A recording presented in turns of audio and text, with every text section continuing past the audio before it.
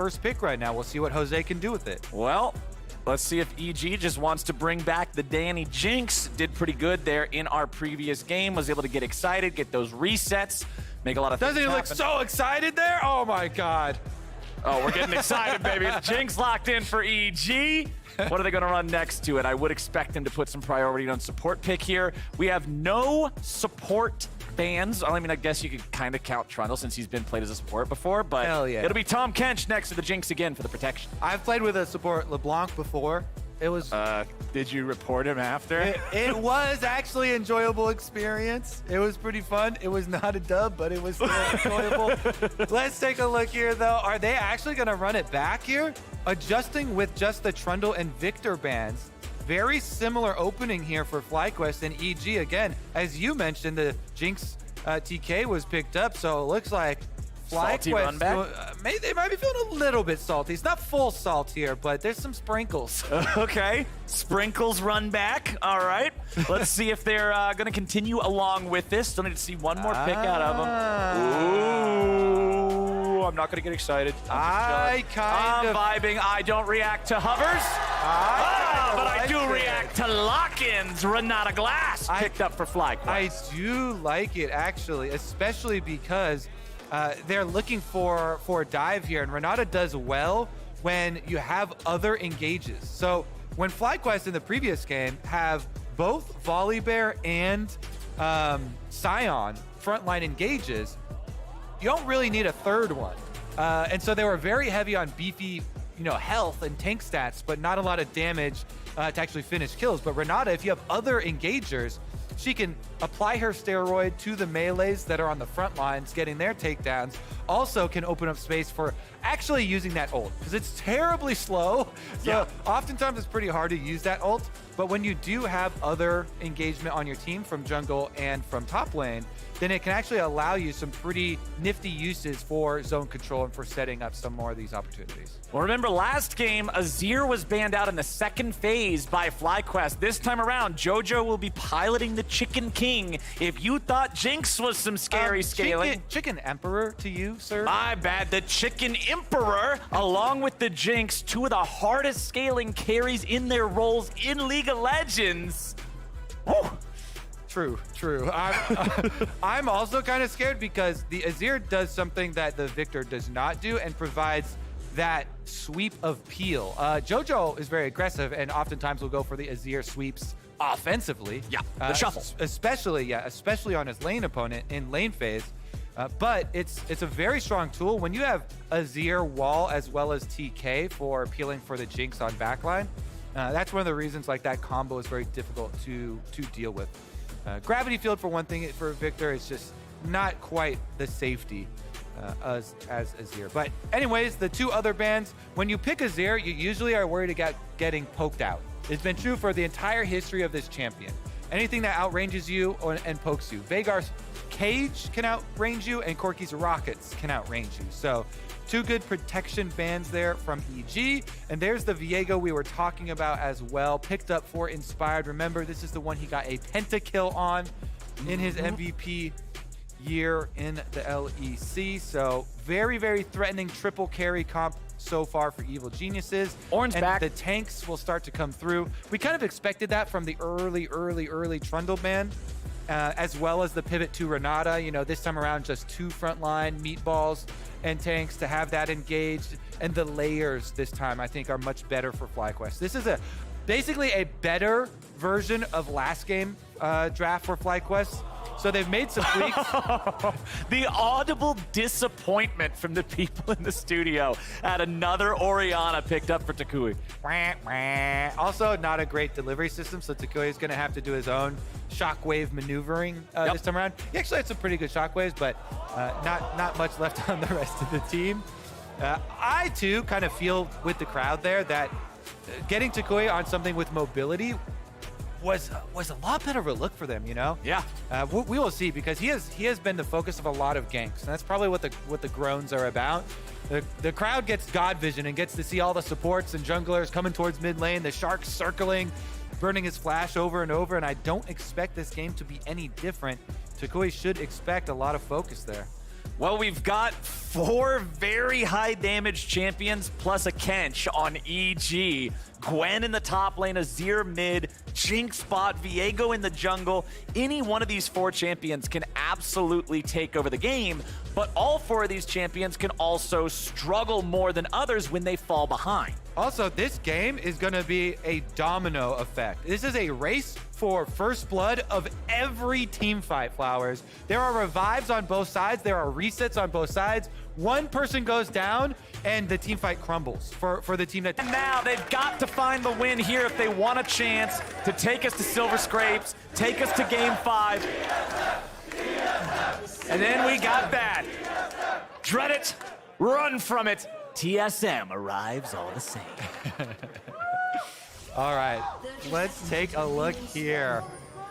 Any early vision going down? Jose does get sight of Inspired, but just the early ward drop in the river recall, as long as you recall from anywhere from 50 seconds to up to 53, you have plenty of time to get your sweeper as a jungler and get right back out before your jungle camp spawn to start your clear. So you can get the maximum out of your yellow trinket ward, which he drops just over there in the river, as well as then being able to get your sweepers. So nothing crazy to start it out. I think EG would rather have it start out very neutral here with the possibilities that they have set up.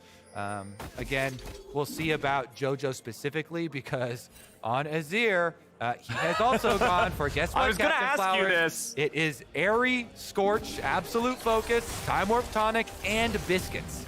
So this is lane dominant Azir. This is not the old kind of must-scale lethal tempo Azir. And bottom lane is also... This is turning into a battle very quickly. Stun onto Johnson. Oh, one more! Vulcan wants the lick! He got him! It's first blood. Evil Geniuses in the bot lane. 2v2 at level 1. Afromoose slowed down now too. Vulcan is hungry, but he cannot do enough damage in time. FlyQuest lose all 4 summoners and the life on their AD carry. Nobody cares about the mid lane runes when bottom lane have fire pumping through their blood. Evil Geniuses chase down Johnson. No summoner spells left in the entire bottom lane of this game. Elimination game for FlyQuest. And EG just pound them on the bottom side first here. Blood going down. Honestly, the fight over the vision starts very early. Sweeper goes out, Vulcan's into the lane, and Tahm Kench can be very, very aggressive, especially at level 1 there with the Qs coming through. So Danny doesn't back off. He gets good splash damage there with the rockets as well. Once the ignite goes down, Vulcan is much closer to Johnson, has the slow from his tongue too, and flashes forward under tower to finish it. Meanwhile, Danny was able to flash far away from Afromoose, so no counter kill on the side of FlyQuest. And this is going to have a tremendous effect on your dragon control as well, because EG getting this money, even though it's onto the Tahm Kench, does make for a much beefier early game for the Tahm Kench. Soak a lot more damage, and you can continue to threaten these all-ins. Even though he is a melee champion, the Q for Tahm Kench is insane harassment. Just makes his lane so much more powerful than many of the other melee champions, especially when you're trying to deal even with double range. Yo, they got the whole team in the audience with them. Impact I like was that. pissed over there. They got a pissed Impact. He's ready to win, man. He's ready to go. He's tired of laning against this Ornn. He's ready to go. FlyQuest have their jungler hanging out up in the top side, but hey, Vulcan's ready to go in bottom. Remember, there's no summoner spells down here.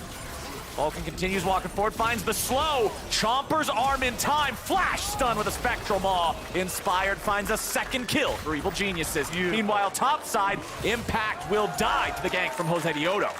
This feels very similar to last game, Flowers, where the early stages, both junglers, successful ganks. Inspired makes 100% sense. There's no summoner spells on bottom side. Mid lane, though, JoJo doesn't have much mana, but Tukui doesn't have much life. Yeah, that's a bit of a problem. Both mid laners running pretty low on resources here. Both still have teleports up, so they'll be able to just clear out their waves, go back, shop up. But I love how explosive this early game already is. Yeah, I mean, Inspired well punishes the no summoner spells on bottom side, Vulcan, Tahm Kench, again, the Q is massive for lanes with no summoner spells. You land that slow, and Inspired can run all the way down through lane, gets there in time to flash stun.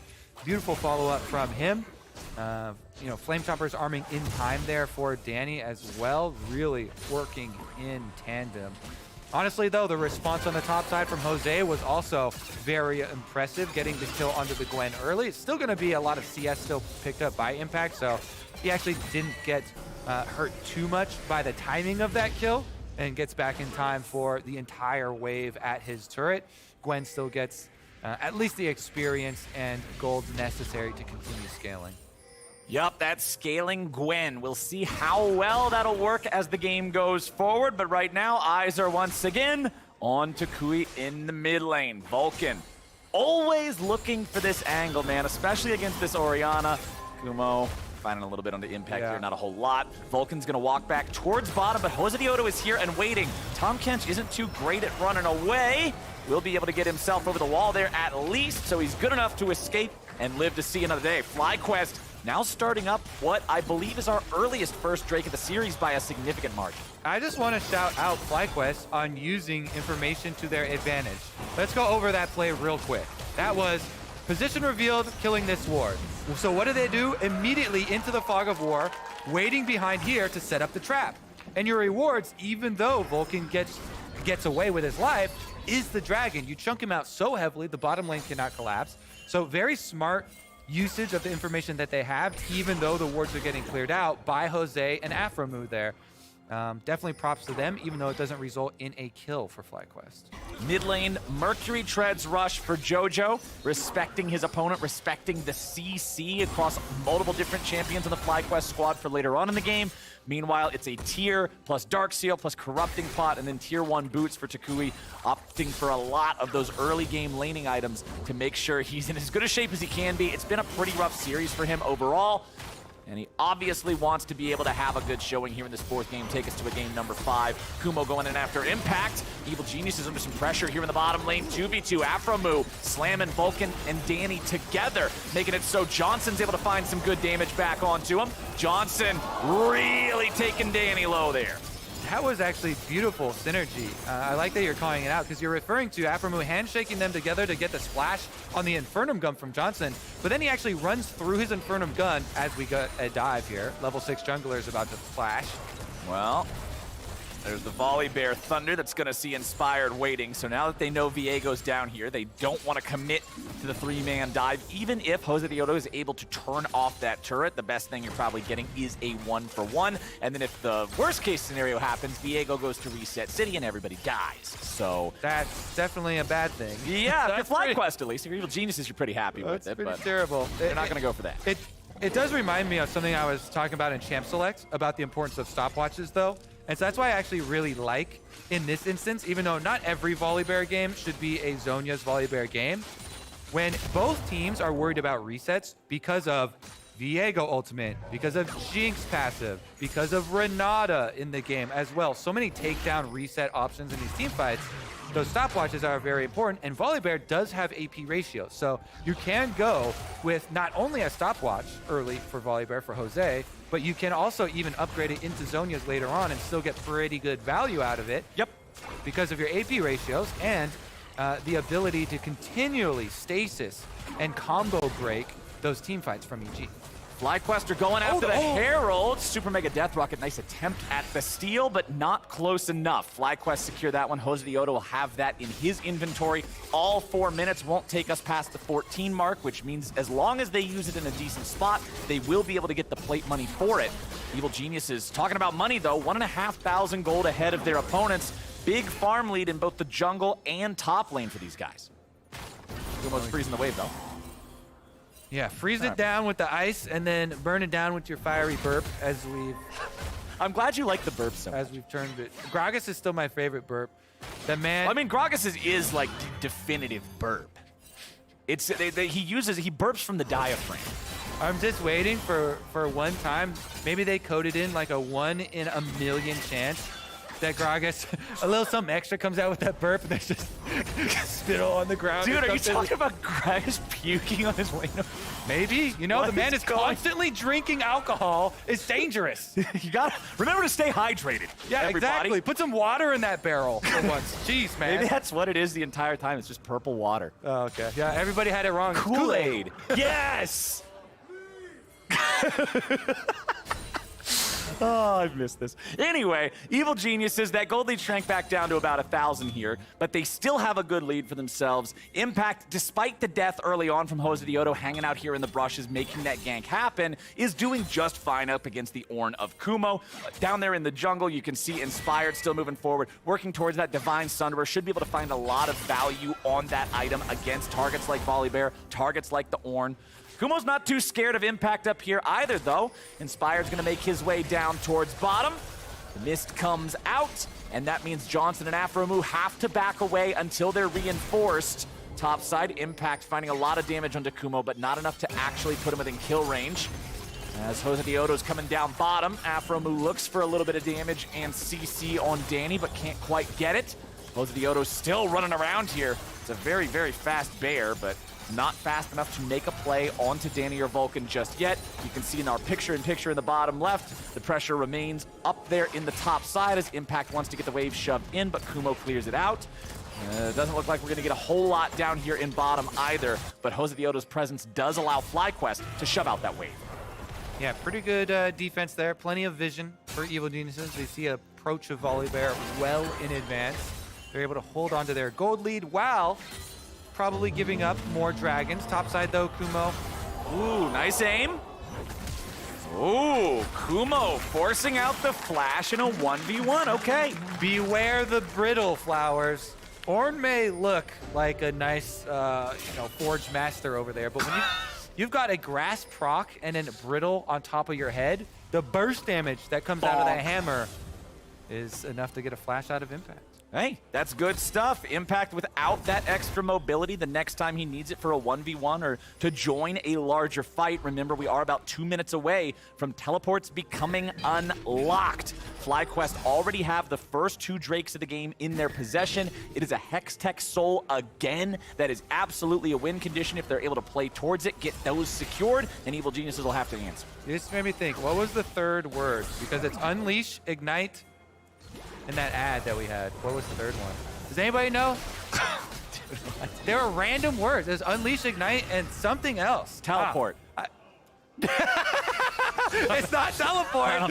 I'm pretty sure Twitch chat is probably spamming it right now. I wish we could check. Sorry, Twitch chat. We're not allowed to talk to you guys during the show because it would distract us from this conversation we're having right now. Beam it over to me. Yeah. Beam it. Oh, Unleash. Unleash. Producers just told me it's Unleash, which is half of Teleport. I was right. Didn't I say Unleash? Unleash, Ignite. Those were the 2 that we had. Oh, Uprise. Yes. See, Troll, they're not even listening to us. Well, Uprise. Okay. that means that I was still right because they said it. So anyway, that's what were you trying to think of this for? What was the entire origin of this? Because you said unlock teleports instead of unleash teleports. Meanwhile, the Rift Herald is used on top side. Plenty of time for those plates. They're all going into Johnson. Even though the entire bottom turret during our crisis here, where we were trying to remember the words in the ad, went over to Evil Geniuses and they increased their lead. All right, so Evil Geniuses, they got a pretty nice lead right now. A teleport's coming into the top lane. Tier 1 turret as Impact's trying to stand and fight against Jose Dioto, but over the wall comes Jojo Pune. Jose Dioto using that stopwatch, keeping himself alive in what otherwise would have been a very dangerous situation. The top lane Tier 1 falls 30 seconds before plating is gone, and we're back to where we started. 1,000 gold lead for EG. 1,000 gold lead, but a 2 dragon lead for FlyQuest. So evening up a decent amount of it with the push with the Herald on top side, finishing off the turret, not losing anyone in this instance, and setting themselves up. 2.5 minutes on the arrival of the next dragon. Kumo here, just leveling along there on Ornn. Hasn't died to the Gwen yet. Riftmaker's pretty close to getting completed for Impact though. So once Gwen starts to get, 1 item it starts to get a little tricky, but 2 items is really where Gwen starts to rip through people. And Ornn is not going to have a very fun time dealing with Azir down here as the answer to the split push, but Impact will just have to walk it off as he's now got to deal with a ranged threat as well in Johnson, and Afromu being rotated up into the top part of the map. Lots of vision for FlyQuest around this Herald pit right now. You can see wards on the back edge, wards in the tri-brush, wards in the river. They've got a lot of control over this area. Inspired's going to walk up now. EG does have that one ward in the brush on the back part of the red buff pit. Inspired walking forward is going to see both Afro and Jose waiting there. FlyQuest go in and start up the Herald here for themselves. Interesting. There's a teleport advantage on FlyQuest, but they're calling Azir up. So EG want to contest this one. They're having Too late. Jojo walk all the way up. So they commit the resources, but don't get there in time. Yeah, that was just not enough. Let's see if they can find something on the back end of it. Spectral Maw doesn't hit anything. So EG brings Jojo up for nothing. Very good for FlyQuest, and they're able to clear the wave as well. Takuya was able to get back in a safe route towards mid lane. They clear out the wave. They didn't have to use Kumo's teleport either, so they had a little bit of a discrepancy in lane assignments, Flowers, as the Azir, the far one away, does cost Evil Geniuses the attempt on the top Herald, and so FlyQuest, all of the neutral objectives in this game, both Heralds and both early Dragons, have gone their way thus far, but really the backbreaker is the next one. 40 seconds left on this Dragon, and this is well in advance of the scaling coming in, you know, and the Ornn items getting handed out, so it really matters if you're able to hit that knockup. Let's see about it. Danny, by far the richest person in this game. Oh yeah, 6,500 gold there on the Jinx. Gale Force, Berserker Greaves, 2 long swords, no ward in inventory. But it will be Evil Geniuses with first control over the bottom side river. FlyQuest have multiple men in the bottom lane, pushing up towards the tier 1. Second Herald summoned up, kills the tier 1 turret from this health threshold. All they need to do is get the charge. Roars back, slams head. Aw, damn it. It was really close. I'm gonna give myself that one. Anyway, Evil Geniuses seeing if maybe they can find something else here. Soldiers fly forward, FlyQuest backs away. You need to be careful about the positioning of those soldiers. They don't all want to get scooped in. All of this time is kind of helping FlyQuest because Kumo has teleport and he's pushed in topside. They go for it. Jose Diodo trying to make a move, gets thrown back by the soldiers. Afromu's going to take a lot of damage here, throws out the hostile takeover, but it doesn't get much of anything. Jose Diodo is going to be your next target as Impact goes on the chase, and Jose falls to the needlework. Inspired wants to stay alive, but he can't quite do it. Jojo takes one with him, but he finally falls. EG's got a 3v2 now, but Vulcan's going to be taken very low. Takui looking to kite him out and fight him out as Danny's supplying the DPS from downrange. He finds one on Kumo, and Takui is the last man standing. The Orianna tries, but will he get anything? The point-blank zap, and EG takes all 5. Danny has been crushing it for EG, Flowers. Richest man in the game, and he plays it to perfection there. Finishes the fight with 50 HP. Doesn't allow the Orianna ball to chip him down. Beautiful stuff. This guy has done so much work for Evil Geniuses, and he's been grinding at it. Champions queue every single day this week. EG here with the series point in their hands. 2.4 thousand gold lead. Dragon's about to be broken here. The string for FlyQuest as EG will take their rewards. Yep, they weren't able to get the Drake right after the fight, but it's not like FlyQuest were able to rush back out to the map and steal it away from them. So the soul stack is now denied. EG up 2,500 gold. Pretty chaotic fight down there in bottom, and it really sort of highlighted what you were talking about at the very beginning there. Afromu dies first. He doesn't get any value out of the bailout, and then EG go on the offensive. And we'll take a look at it, because what he kind of gets is a little bit of delay on the reset for Inspired. So Afromu gets focused down first. He bails himself out from the ultimate, and so then Inspired can immediately pick up his soul, but then he gets killed anyways, like you're saying. And so Inspired then picks up the body, doesn't use his reset quite in time there on top of Johnson, so he goes down. And then the only real carries left up are Impact, Takui, and Danny. So 2v1 on the carries. The front line just gets melted here. And look at this from Danny. The zap hits, so he uses the speed to kite all the way to the outside. And he kind of baits in Takui there. And Takui goes for the flash play onto him. Can't finish it. as EG pull over the front line as well, peeling for him, and Danny gets out with 50 HP. Takui's flashes down in addition to the Dragon getting picked up, and they're right back at it. Ooh, Impact popping his ulti there, forcing Jose to use his own ult defensively to get away from that one, as the rest of Evil Geniuses are set up mid lane. 4-man push under the tier 1 turret. It's a 2-to-1 turret count so far for the side of FlyQuest, but EG is going to tie that one up, bring this gold lead back up to 2,500 yet again. All right, should be a reset as well. They can catch bottom wave here. I don't think Impact should fight this because they want to push top side. You've got Azir. Jojo is the only one up there. Should be able to get that wave into the turret. And the kind of rotation over towards bottom side here onto Kumo. They get a little bit of time of 2v1, but they should know this is not their side of the map. Good job there. Good communication from EG. They're on too many resets. They've got Jojo top side. They had Tom Kenshin base, so don't try and over chase on a tank. Especially when you just had a breakout fight that really gave a meaningful lead for the first time in the game. You don't just want to immediately throw that back by inting into an Ornn. Evil Geniuses do not do that. They're up 7-3. Full kill participation on Danny. 2-0 and 5. If it happened, he was a part of it. Very, very important stuff here on this Jinx. Gale Force, Phantom Dancer. Next crit cloak is also done. Man, they got to stop him from getting excited. They need to shut Danny down. Otherwise, I don't see how FlyQuest wins a fight. Well, thankfully, they had the same idea that we did in Champ Select as far as stopping those resets and getting excited. It is going to be the rush for the Zonias for Volibear. So we do get that one. And with the bailout from Afro move, they're going to try and utilize as many of these combo breakers as possible. I will say that's going to get very difficult, though, as Danny continues to increase his weaponry here. He's so rich that he has tremendous burst damage, and he has also gone for the Gale Force.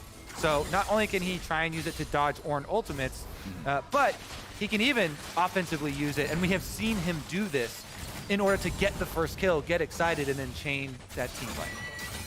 Well, we've got 1 minute and 40 seconds here until our next Drake spawns. EG's gold lead continues going up.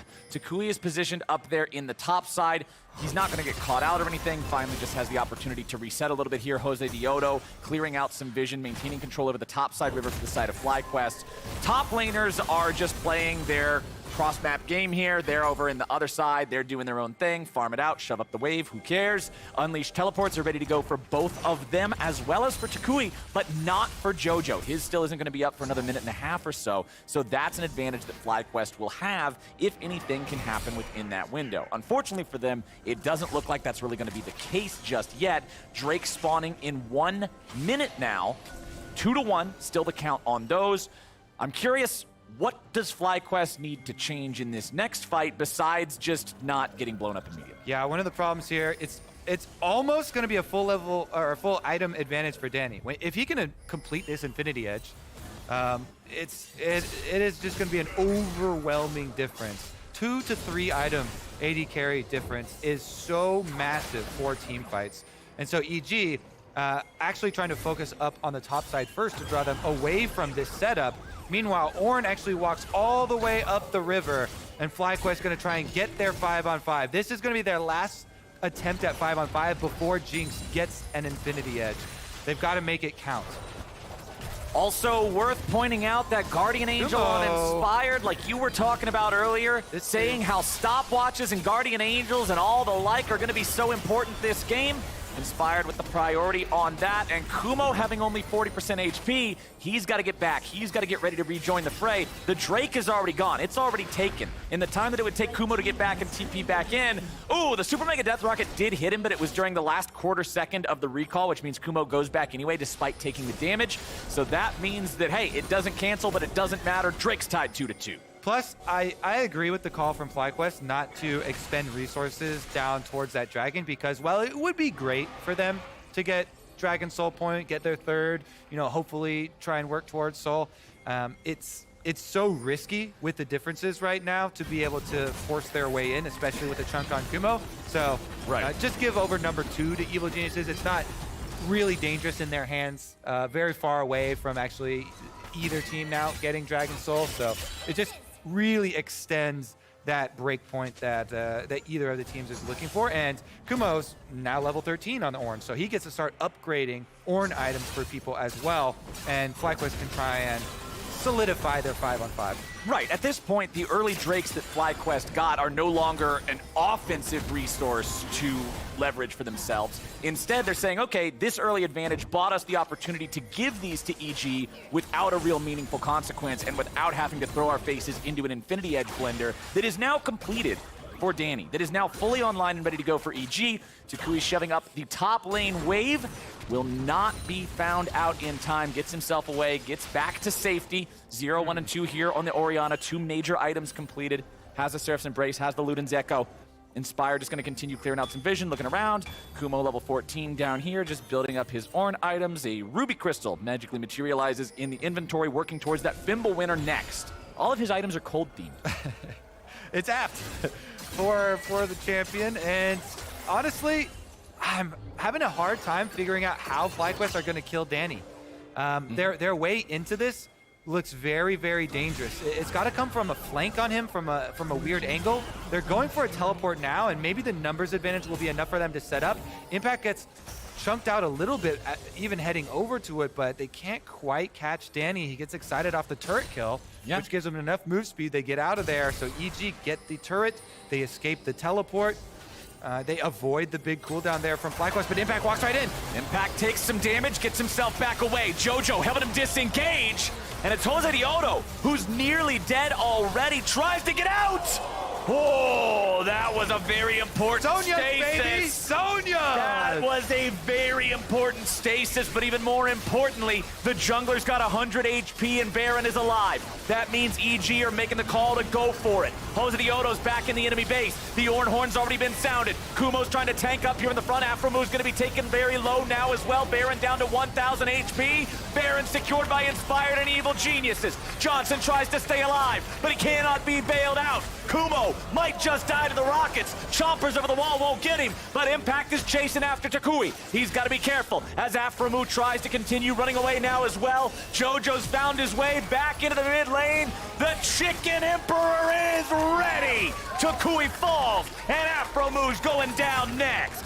EG just got Baron, they got 3 kills, and they got a fast ticket down the mid lane. They got a fast ticket out of this series, Flowers. What a push it will be for EG. 5 with Baron buff. They should get an inhibitor off of this, and more. Bottom lane is getting pushed. Look at that teleport from Impact. He's wasting no time, so they're going to get mid as well as bottom resources here off the map. Evil Geniuses, mid lane inhibitor. They destroy that one. They take down the bottom lane tier 2 turret. Now they'll have the opportunity to recall, reset, and then re-engage with 2 minutes still ready to go on that Baron buff and an 8,500 gold lead. Very difficult trying to pick Gwen. It is a good peel here from Jojo, but also the W going down. What a combo. Impact puts the W, and then Azir pushes everybody back out of it. Then, since you've chunked Jose so low in that attempt for the pick, great Zonias, you get to live, but now the enemy knows that you cannot smite steal. So they're willing to flip it and just trust in the smite advantage for Inspired over the damage. I think maybe if Johnson had not gone up around the back, never mind, we're gonna see another death here. EG get a pick, and they've got Baron. This should be them inside the base. I like how Takui tried to protect him with the shield as his health bar was ticking down from the bailout, but unfortunately that's not the way the ability works. So Afromu falls 20 seconds. Fortunately for him, because the supports are so much lower than everybody else in terms of level, his death timer is also going to be that much lower, so he'll be back up, but not quite in time to defend this tier 3 turret. Impact still providing the split push threat there in the mid lane. Inspired walking up behind him. The 3-man EG squad, with Danny being the damage source, just continues pressuring this bottom lane tier 3 inhibitor turret. That's already gone. Inhibitor now the target.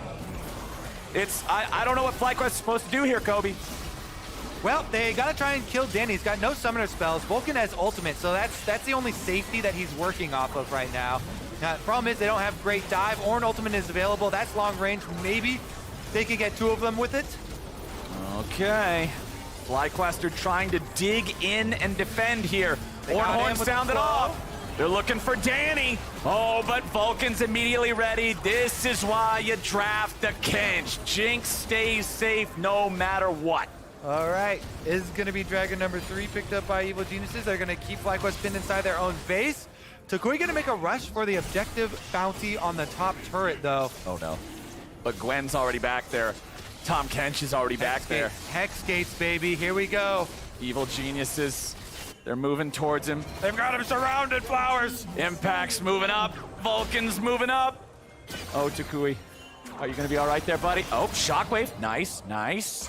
Okay. I don't think it's nice enough. Oh, Impact's just flashing in. There you go. Just chops him up. Takui is down, and FlyQuest are now 4v5 for 45 seconds. Third Drake win over to EG. FlyQuest shoving up the mid wave. It's about all they can do. Inspired has still not lost that Guardian Angel. He's ready to go. Afromu trying to get away here in mid lane, but Vulcan is coming around. Afro's going to duck into the southern side of the jungle there with the rest of his teammates. FlyQuest trying to regroup. Impact shoving up that top lane wave, setting up Evil Geniuses to make this a 3-inhib game. EG on a collision course with Cloud9 here. They are looking to end this series right now. 5 members, only 1 inhibitor left standing. Everybody coming top.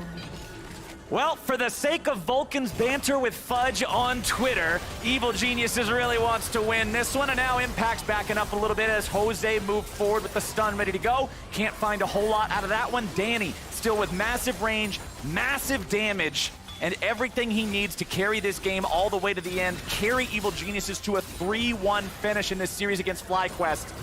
FlyQuest are gonna need some sort of mistake from Evil Geniuses to capitalize on. This game is so far away from them at this point. Azir turret summoned up in mid lane just to give Evil Geniuses another bastion of defense to fall back to, give them another way to shut down any sort of a chance for FlyQuest to come back into this. Another minion wave coming up the top lane now. Takui does have Shockwave. If nothing else, you can Shockwave the minion wave and just try to delete that to buy yourself a little bit more time. These are not baroned up. Danny gonna step forward, fire off a rocket or two. Yep, just the one. Back away yet again. It is a ticking time bomb here. Danny just continuing to get whatever poke he can. Inspired guiding those super minions in the mid lane. Couple super minions walking up bottom now as well. The pressure in mid and bottom lane from those inhibitors being destroyed is taking its toll on the top lane defense. Evil Geniuses have another wave colliding now as Impact and Inspired are providing threat elsewhere. Johnson and Jose Diodo trying to defend at the Nexus while the remaining inhibitor turret dies. Danny gets excited and starts pouring auto attacks into the inhib. Kumo fires out the Ornn ulti, but it only gets a field goal between Vulcan and Danny. FlyQuest trying to hold on, man. Mid lane inhibitor respawn, but as soon as it does, it's dead again. EG spawn camping these things as FlyQuest has nothing left in the base but Nexus turrets. Baron is on the map yet again, and that's where EG is going. Vulcan's flash got used, but that is it. You know, the most egregious use of spawn camping, I think, is still to this day in GoldenEye, for the Nintendo 64 with proximity mines. You know, the spawn points of every single character. Jose is going in YOLO, he can steal it! Okay, what? Nope. Oh my god, okay. Aside from that, proximity mines. I was gonna say, you were on a nice little tangent there, and then all of a sudden we have to go from 100 to 0. Yeah. I was thinking it was done and dusted, but I love the yellow attempt there for Jose, and he even gets out with his life. I mean, at this point in the game, you just got to go for whatever you might be able to find. Whee! He does make his way out with the Hex Gates there, so JoJo's not going to catch him. But Evil Geniuses now have 2.5 minutes of Baron. This is more than enough to end the game with. If for some reason they can't just walk into FlyQuest's base and in the game here in 70 seconds, they can just walk over and grab themselves a Hextech Soul. JoJo's gonna lead the charge, shoving up the wave here in mid. Rest of the team coming up behind him. Baron means these minion waves are incredibly hard to deal with. Double supers in every lane on every wave. Impact approaching from the southeast flank. At least I think, as long as north is top. Yeah, sure. I'm here for it. All right, I'm ready to go. Let's see it, FlyQuest. This is it. The last stand for the good guys here in this series. Impact leading that wave in, crashing multiple super minions. Impact's gonna survive the 3-man attempt in his own life while Johnson's trying to do the same. Tries to stay alive. Impact goes on a killing spree. They cannot deal with the Evil Genius's top laner. EG's already found themselves a fighter, have they? JoJo's gonna die now, but Danny's still free firing. Afro's taken low, Takui is taken low. Jose Dioto in half. Shut down onto JoJo's all they got so far. Johnson's dead now. Takui is gone. Ladies and gentlemen, that's it. It's done. Evil Geniuses win the series 3-1. EG move on to their date with Cloud9. The lower bracket continues. EG had a 5-game series against Team Liquid, came into this series against FlyQuest, started off strong. Game number 2 was the one that looked really rough for them, but even in that one, they managed to claw their way back, turn it into an absolutely insane game, and then they finish out the next 2. EG earned their win today. Valiant effort from FlyQuest, pushing them a bit in that second game, and yet EG bouncing right back here, Flowers, picking up business as usual. They've got a lot to look forward to with this playoffs actually really heating up. Our top 4 teams trading blows here. The early season, anybody's game. Cloud9 taking over for points, Team Liquid taking over, but strong resurgence here. EG, I'm excited to see how high they can climb. Next week's matches are going to be a lot of fun because we get TL versus 100 Thieves to decide who gets the fast pass into the final itself. And then we get EG versus Cloud9 to find out who's the third team who gets to go to Houston at all. You lose that match, you're watching it from the couch. That's not where you want to be. That's a terrible feeling. As a player, not as a fan. Right, as a fan, it feels fine, but as a player, you really want to you're that close. You're one step away for both EG and for Cloud9. For Cloud9, an org that is one of the few that has a banner here in our arena, they've done it time and time again. EG still very new, very young players. They're the ones where the pressure is on, and I'm excited to see how they perform and if they can make it. And they have been one of the teams thriving in that pressure, really feeding off the energy of the crowd thus far. So definitely shout outs to the Evil Geniuses as well as the crowd here. Big pop-offs. Danny deathless in this game. I want to see his series long KDA as well. Honestly, really, really big stuff from a lot of these EG members at different points in the game. Our MVP is going to be difficult. Oh, yeah, we still have to vote on that, don't we? Yep. We might need a replay or two. Yeah, something like that. Evil reigns supreme today, though, which means we're joining the Tigress